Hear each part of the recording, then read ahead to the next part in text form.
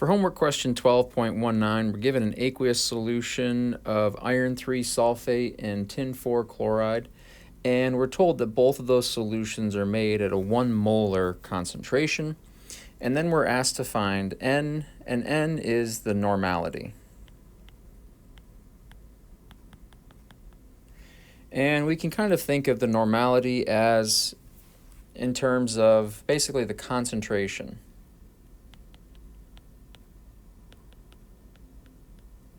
Can be thought of in terms of the relative concentration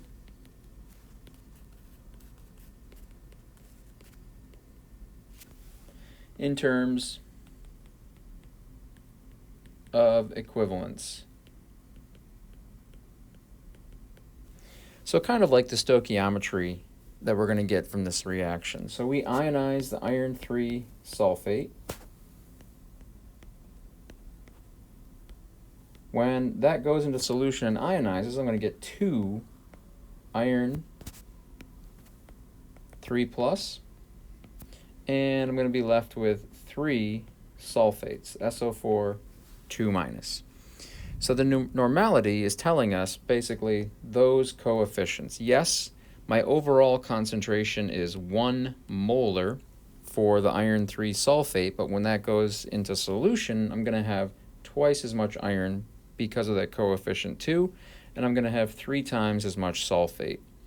So for the premise here of what is going to be 2 normal, well, 2 normal would be iron 3 plus, choice E.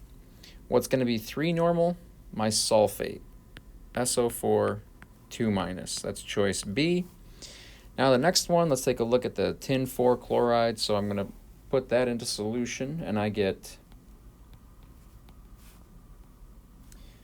tin 4 plus and 4 separate chlorides. So now to look at the normality of that, right? Tin 4 plus, we'll have a normality of 1, because for every 1 molar of tin 4 chloride, I'm going to get 1 tin in solution, and then the chloride will have a normality of 4, because I'm going to get 4 separate chloride for each one of those that goes into solution.